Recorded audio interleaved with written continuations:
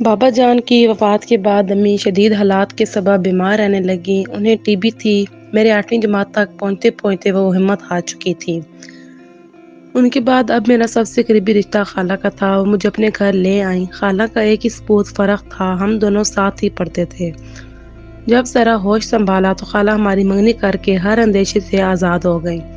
ادھر خاندان بھر میں خالہ کی نیک دلی کے چرچے ہونے لگے کہ انہوں نے رحمدلی سے کام لے کر سگی بھانجی کو در در کی ٹھوکروں سے بچا لیا ہے۔ خالو میرے چچا تھے، ایک ہی گھر میں اپنے منگیتر کے ساتھ کھیلتے ہوئے بڑی ہو گئی۔ جب رشتوں کی سمجھ آئی تو منگیتر سے حجاب بھی آنے لگا اور میں فرق سے الگ تھلگ رہنے لگی تھی۔ بات بھی کرنے سے گریز کرنے لگی۔ اس کو شرم و حیا کہہ لیں یا خالہ کی تربیت، جو اپنے سپوت سے میری منگنی کر کے بظاہر ہر اندیشے سے بے نیاز ہو گئی تھیں، لیکن اندیشے شانت بھی ہو جائیں تو شیطان انسان کے پیچھے لگا رہتا ہے، جب موقع پاتا ہے وار کرنے سے نہیں چوکتا۔ بے شک میں فرق سے دوری اختیار کی رہتی تھی، لیکن بہرحال وہ میرا منگیتر تھا۔ مجھے اس سے لگاؤ تھا۔ وہ خوبرو اور دلکش نوجوان تھا، لیکن میرا تو بچپن کا ساتھی تھا۔ حالانکہ مجھ سے 10 برس بڑا تھا، پھر بھی وہ میرے ساتھ کھیلا کرتا تھا۔ ایک روز کی بات ہے، خالہ کسی تقریب میں گئی ہوئی تھی کہ اچانک فرق گھر آ گیا۔ میں اکیلی تھی، دوپہر کے 3 بج رہے تھے۔ وہ سیدھا میرے کمرے میں چلے آیا اور مجھے ہاتھ سے پکڑ کر مسہری پر بٹھا دیا۔ میں کبھی اس طرح اس سے بے تکلف نہ ہوئی تھی اور یہ احساس بھی تھا کہ گھر میں دوسرا کوئی نہیں ہے۔ میں خوف سے ٹھنڈی پڑ گئی تو وہ ہنسنے لگا۔ عجیب لڑکی ہو، اپنے ہونے والے شوہر سے ڈرتی ہو۔ دیکھو ربیہ، تم میری ہونے والی بیوی ہو۔ کافی دیر تک مجھ سے ایسی باتیں کرتا رہا اور میں ہوں ہاں میں جواب دیتی رہی۔ گھبراہٹ کے مارے میرا برا حال تھا، جی چاہتا تھا کہ خالہ جلدی سے آ جائیں تاکہ میری فرق سے جان چھوٹے۔ وہ بہت غور سے میرا چہرہ دیکھ رہا تھا، آخر کہنے لگا، تم مجھ سے اتنا شرماتی کیوں ہو؟ کیوں اس قدر دور دور رہتی ہو؟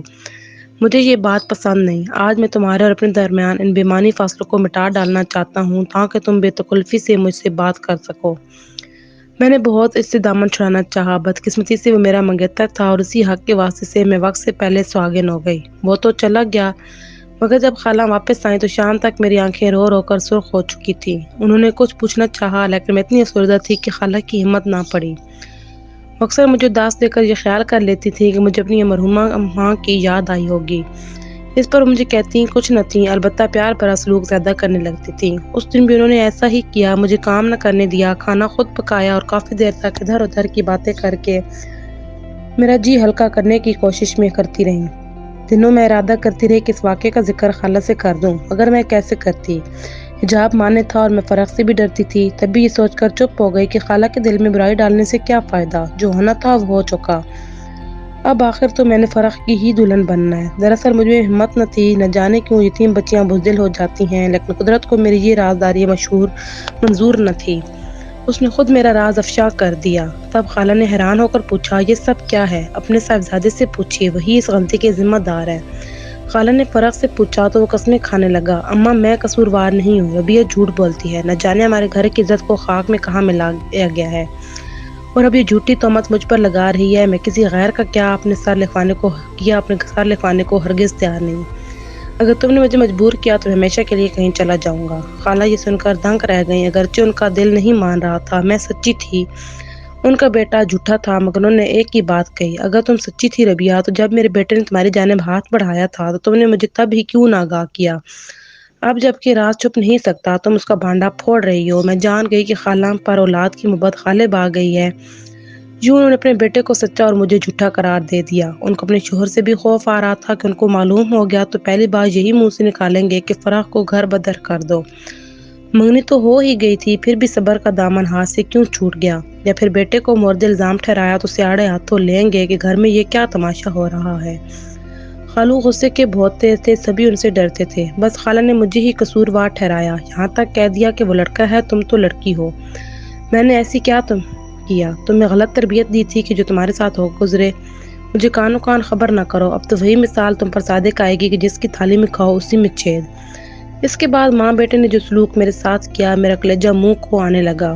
دونوں نے طوطے کی طرح میری طرف سے آنکھیں پھیر لی، جیسے ان کا بیٹا دودھ کا دلہا تھا اور میں ہی نابکار بدکار ٹھہرائی گئی۔ میں خالہ کی بے رخی سے رو رو کر دیوانی ہو جاتی تھی۔ مجھے فرق کی بے وفائی سے زیادہ خالہ کی محبت کے چھن جانے کا دکھ تھا۔ اب رہ ہی کیا گیا تھا میری دنیا میں؟ ایک خالہ کی محبت کا سہارا بچا تھا، سو وہ بھی ٹوٹا۔ دل سے فرق کے لیے بد دعائیں نکلنے لگی۔ سوچی تھی کہ اگر میں پسند نہ تھی تو مجھے شادی نہ کرتا، منع کر دیا ہوتا۔ یہ سب چال چلنے کی کیا ضرورت تھی؟ بیٹے کے تیور دیکھ کر خالہ بھی اندر سے ڈر گئیں۔ فرح نے صاف کہہ دیا تھا کہ میں یہ پھندا گلے میں نہیں ڈال سکتا، شادی بعد میں ہو جائے گی، ابھی تو مجھے بہت کچھ کرنا ہے، اپنا مستقبل بنانا ہے، اپنا علیحدہ بنگلہ بنانا ہے۔ خیر جس طرح کی بتکی باتیں کر کے اس نے نہ صرف مجھے بلکہ خالہ کو بھی مایوس کر دیا۔ مجبور ہو کر انہوں نے ایک لیڈی ڈاکٹر کا سہارا لیا جو ان کی رشتہ دار بھی تھی۔ اس کو عزت و ناموس کا واسطہ دیا اور بڑی مشکل سے رضامند کیا۔ یوں انہوں نے ناموس تو جا بچا لی لیکن ایک گناہ کبیرہ اپنے سر لے لیا۔ اس بات سے خالو کو بھی آگاہ نہ کیا۔ میری بے گناہی جانتی تھی پھر بھی مجھ سے پوچھا، بتا کس سے شادی کرنا چاہتی ہے؟ اگر کوئی پسند ہے تو میں تمہاری اس کے ساتھ شادی کر دیتی ہوں تاکہ دوبارہ ایسا واقعہ نہ ہو۔ میں کیا جواب دیتی؟ میری تو زبان پتھرا گئی تھی۔ جو ملزم تھا ان کی ممتا نے اس کو بری کر دیا اور میں فریاد بھی نہ کر سکی۔ اب مجھے گھر میں رکھنا ان کے لیے خطرے کا سگنل تھا، لہذا کوشش کر کے میرا رشتہ تلاش کیا اور میری شادی کر دی، جبکہ خالو ایسا نہ چاہتے تھے مگر بیٹے کے انکار سے مجبور ہو گئے۔ رفیق کا دھیڑ عمر تھے، سوچا تھا شوہر سہاگ رات گھر سے نکال دیں گے مگر ایسا کچھ نہ ہوا۔ وہ مجھے پا کر بہت خوش ہوئے، پیار و محبت سے پیش آئے اور بعد میں بھی بہت اچھا رویہ رکھا، ہر طرح کا سکھ اور آرام دیا۔ ان کی محبت اور تحفظ میں پا کر میں پچھلے داغ کو بھول گئی۔ 2 پیارے پیارے بیٹے اور ایک بیٹی ہو گئی۔ اب میں خاوند کے ساتھ خوش و خرم زندگی گزار رہی تھی۔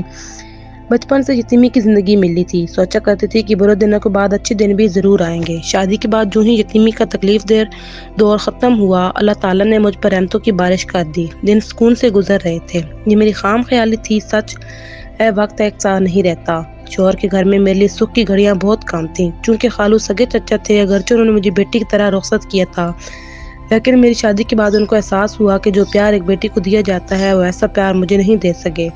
انہیں اپنی غفلت کا احساس تب ہوا جب میں ان کے گھر سے رخصت ہو گئی تھی۔ وجہ یہ تھی کہ میں نے ان کی خدمت میں کبھی غفلت نہ کی تھی، ہر وقت ان کی تابعداری کیا کرتی تھی، ان کے سارے کام بہت خلوص اور نیک نیتی سے کرتی تھی۔ علی صبح اٹھ کر چائے ان کے ہاتھ میں دینا، وقت پر ناشتہ دینا، ان کے کپڑے دھو کر استری کرنا، جوتے پالش کرنا، ہر جو کام بیٹیاں بھی شاید اتنی توجہ سے نہ کرتی ہوں گی میں کرتی تھی۔ میرے وجود سے ان کو فرق تھی۔ یہ بات اس وقت خالو کو سمجھ میں آئی جب میں ان کے گھر نہ رہی۔ خالہ اتنا خیال نہ رکھ پاتی تھیں، وہ دیر سے اٹھتی اور خالو کو جلد کام پر جانا ہوتا تھا۔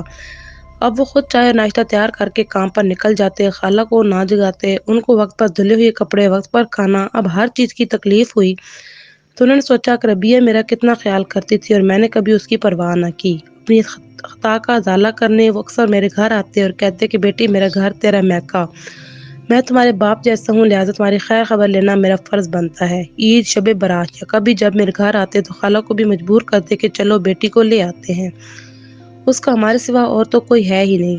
بچیاں شادی کے بعد تہواروں اور تقریبات پر میکے آتی ہیں، بیچاری خود سے تو کبھی نہیں آتی، ہم ہی اسے لے آتے ہیں تاکہ اسے یہ احساس تنگ نہ کرے کہ اس کا میکہ نہیں ہے۔ خالو کو اندر کے معاملے کا تو کوئی علم نہ تھا، خالہ آنا کانی کرتی تو ان کو برا بھلا کہتے، یوں دونوں مجھے لینے آ جاتے۔ بے شک خالہ دل سے یہی چاہتی تھی کہ میں ان کے گھر نہ آؤں تاکہ میرا سامنا ان کے بیٹے سے نہ ہو، مگر خالو کی وجہ سے مجبوراً ان کو آنا پڑتا تھا۔ میں لاکھ نہ کرتی مگر میرے شوہر جو بھلے ماس تھے کہتے تمہارے بزرگ ہمارے گھر چل کر آتے ہیں، تمہارے والدین کی جگہ ہیں، انہوں نے تمہیں پالا پوسا ہے، دلی محبت سے آتے ہیں، تم ان کو منع نہ کرو اور 2-4 روز کے لیے چلی جاؤ۔ اب میں بھی مہر بلب کیا کہوں، کیوں جانا نہیں چاہتی، سو جانا ہی پڑتا تھا۔ خالو کو اس بات کا دکھ تھا کہ فرح نے مجھ سے شادی سے انکار کیا تھا، ایک یتیم بچی کا دل توڑا تھا۔ وہ بیٹے سے اس وجہ سے نہ خوش تھے، تب بھی اور زیادہ میرا خیال کرتے تھے۔ اگرچہ میں خالہ کے گھر کم جاتی، کبھی بچوں کی بیماری کا بہانہ بناتی اور کبھی کوئی اور بہرحال جس بات کا ڈر تھا وہ ہو کر رہی۔ ایک روز میں چھت پر کپڑے پھیلانے گئی تو فرح اوپر آ گیا، خالہ سو رہی تھیں اور خالو گھر پر نہ تھے۔ عید میں 2 دن باقی تھے۔ وہ آتے ہی بولا، ماضی کو کتنی جلدی فراموش کر دیا تم نے، بے وفا، سچ عورت کا اعتبار نہیں ہوتا۔ میں نے بے وفائی نہیں کی، تم نے مجھ پر ستم ڈھایا، اور بے وفائی بھی تم نہیں کی، مجھ سے شادی سے انکار کیا۔ میں تمہاری سگی خالہ کی لڑکی تھی، کوئی غیر نہیں، چچا زاد بھی تھی، مگر نہ جانے کیوں تم نے مجھ پر اتنا بڑا ستم ڈھایا۔ خوب ہے میں نے ستم ڈھایا، مگر اب تو تم سکھی ہو، اچھا میری غلطی ہے معاف کر دو۔ اس کے بعد اس نے مجھ سے پھر سے ماضی کے رستے پر لے جانا چاہا مگر میں نے صاف انکار کر دیا۔ میں پیار کرنے والے شوہر اور اپنے بچوں کے باپ سے دھوکہ کرنے کا تصور بھی نہیں کر سکتی تھی۔ جب میں نے اسے سختی سے جھٹکا تو بولا، یاد رکھنا تمہارے شوہر کو ایک دن ساری بات بتا کر تمہیں اس کے گھر کے قابل نہیں چھوڑوں گا، جس کی ملکہ بن کر تم اس قدر اتراتی ہو۔ میں اندر سے تو سہم گئی مگر اوپر سے یہی ظاہر کیا کہ میں اس کی پھپکیوں سے ڈرنے والی نہیں ہوں۔ اسے جتلا دیا کہ جو کہنا ہے کہہ دو، مجھ پر اعتبار کرتے ہیں تم ہی برے بنو گے۔ میں سمجھی تھی کہ وہ یوں ہی دھمکی دے رہا ہے، تہیہ کر لیا کہ اب دوبارہ اس گھر میں قدم نہیں رکھوں گی، چاہے خالو ناراض ہو جائے۔ مجھے ہر حال میں اپنے شوہر کی عزت اور اپنا خوشیوں بھرا گھر بچانا تھا۔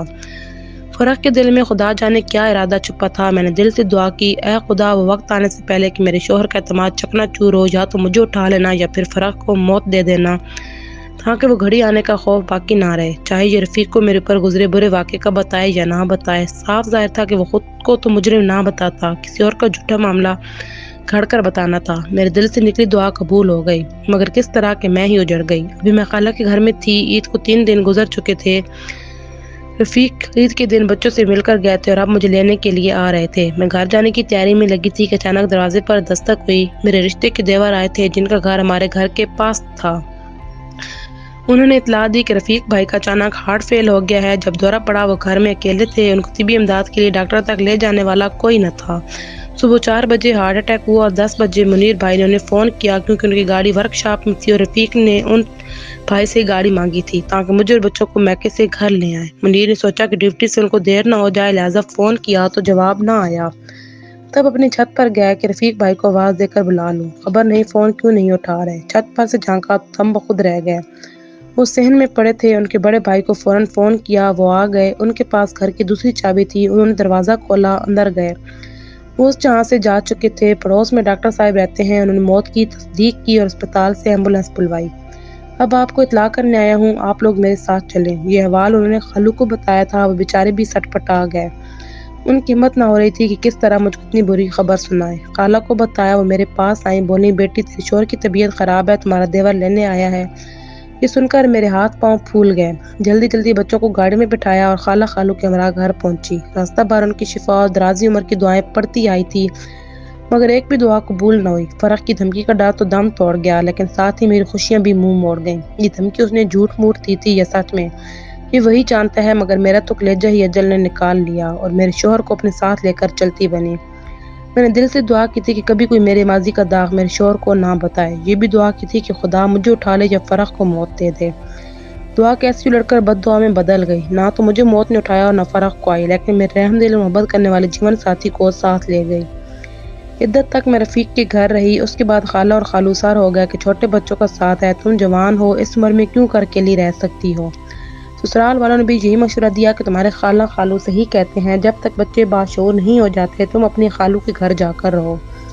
سسرال میں کوئی بھی میرے بچوں کی ذمہ داری قبول کرنے پر تیار نہ تھا۔ کوئی چارہ نہ دے کر مجھے خالو کے گھر آنا پڑا، مگر کس دل سے؟ یہ میں جانتی ہوں یا میرا خدا؟ جب اللہ تعالیٰ کسی کا دل پلٹتا ہے تو دیر نہیں لگتی۔ جس کو میں اپنے لیے ایک زہریلا سانپ، اپنا سب سے بڑا دشمن جانتی تھی، وہی میرے بیوہ اور میرے بچوں کے یتیم ہو جانے پر بے حد دکھی ہوا۔ اس کے بعد اس نے مجھ کو تنگ کیا اور نابیوگی میں ستایا۔ اپنا سامان اٹھا کر چھت پر بنے کمرے میں منتقل ہو گیا۔ فرح بہت اچھا کما رہا تھا، اس کا کاروبار جم چکا تھا، اس کے پاس روپے پیسے کی کمی نہ تھی، لیکن اس نے ابھی تک دوسری شادی نہ کی تھی، جبکہ پہلی بیوی جو اس کی پسند سے اس گھر کی بہو بن کر آئی تھی، شادی کے سال بعد ہی طلاق لے کر چلی گئی تھی۔ اب وہ تنہا زندگی گزار رہا تھا۔ میری بیوی میں اس نے اپنی خطا کا حق اس طرح ادا کیا کہ ہمارے خرچے کے لیے خالہ اور خالو کو علیحدہ رقم دینے لگا، لیکن مجھے اس بات کا علم نہ تھا۔ میں سمجھتی تھی کہ خالو ہمارا خرچہ اٹھاتے ہیں، جبکہ وہ تو اب برائے نام دکان پر بیٹھتے تھے۔ تمام کاروبار فرح کو سونپا ہوا تھا۔ اس بات کا علم مجھے بعد میں ہوا کہ فرح چپکے میرے اور بچوں کے لیے بہت کچھ کرتا تھا۔ مجھے بیوہ ہوئے 4 سال بیت گئے، مگر میں اس دکھ کو نہ بھلا سکی تھی۔ ہم وقت افسردہ اور پسماندہ سی رہتی تھی۔ خالو اب بیمار رہنے لگے تھے۔ چیک کرایا تو پتہ چلا کہ کینسر جیسا موذی مرض لاحق ہو چکا ہے۔ یہ بڑی دکھ دینے والی خبر تھی۔ ایک روز خالو میرے پاس آئے اور کہا، بیٹی میری ایک بات مانو گی؟ کیوں نہیں خالو جی، آپ کی ہر بات مانوں گی۔ آپ ایسا کیوں کہہ رہے ہیں؟ اس لیے بیٹی کہ مجھے جان لیوا مرض لاحق ہو گیا ہے اور تمہاری خالہ کی صحت بھی اب پہلے جیسی نہیں رہی۔ موت تو ہر ایک کے ساتھ ہے، ہمارے بعد تمہارے اور تمہارے بچوں کا کیا ہوگا، یہی سوچ کر ہم دونوں پریشان رہتے ہیں۔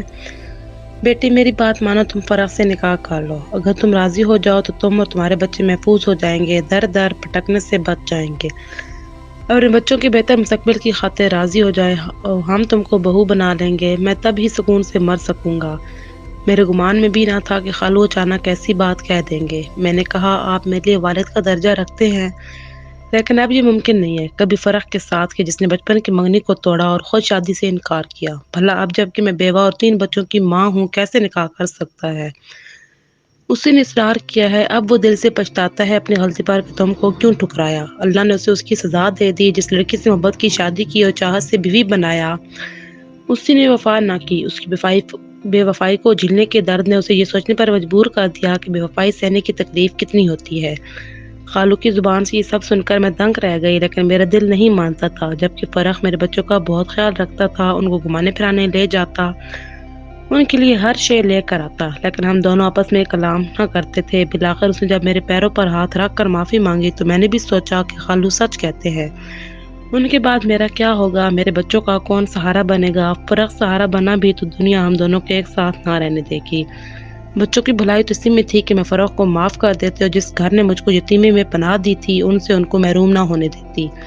بہت غور و خوض کے بعد میں نے خالہ خالو کی بات مان لی اور یوں پھر ایک بار اسی گھر کا حصہ بن گئی جس گھر میں بچپن گزرا تھا۔ 3 ماہ بعد ہی خالو کی وفات ہو گئی۔ اب خالہ، میں اور میرے بچے فرق کی ذمہ داری بن گئے تھے۔ اس نے ہمیں ایسا طریقے سے رکھا کہ میں پچھلے سارے غم بھلانے پر مجبور ہو گئی۔ کبھی کبھی یہ شکوہ ضرور میرے لبوں پر آ جاتا کہ فرق، اگر تم نے مجھ سے شادی سے کرنا ہی تھی تو اس وقت ہی کیوں نہ کی؟ کیوں مجھے اتنا دکھ دیا اور بیچ مجدار میں چھوڑ دیا؟ ایک روز اس نے جواب دے ہی دیا، انسان سے بھول ہو جاتی ہے اور وہ غلط فیصلہ کر بیٹھتا ہے۔ دراصل میں نے اپنے دوست کو ساری بات بتا کر مشورہ لیا تھا۔ اس نے کہا تھا اب تم ہرگز ہی شادی مت کرنا، ورنہ لوگ تمہاری بیوی اور اولاد پر عمر بھر انگلیاں اٹھائیں گے، کیونکہ تمہاری منگیتر نے واقعہ کی 5 ماہ گزرنے کے بعد انہیں سے پردہ اٹھایا۔ اگر وہ پہلے اس بات سے تمہاری والدہ کو آگاہ کر دیتی تو غلطی پر پردہ پڑ جاتا، لیکن اب اسے چھپایا نہ جا سکے گا اور سارا خاندان تم لوگوں پر تھو تھو کرے گا۔ بس میں نے اپنے ذہن سے نہ سوچا اور تم کو بیچ مجدار میں چھوڑ دیا، مگر تمہاری شادی کے بعد بہت پچھتایا اور یہی پچھتاوا دوزخ کی آگ بن کر میرے وجود کو جلاتا رہتا تھا۔ مجھے کسی پل چین نہ آتا تھا۔ سچ شکر کہ تم مل گئی ہو تو سکون ملا ہے۔ انسان جب راہ راست پر آ جاتا ہے تو اسے واقعی سکون مل جاتا ہے۔ اب تو میں تم کو چھوڑنے کا تصور بھی نہیں کر سکتا۔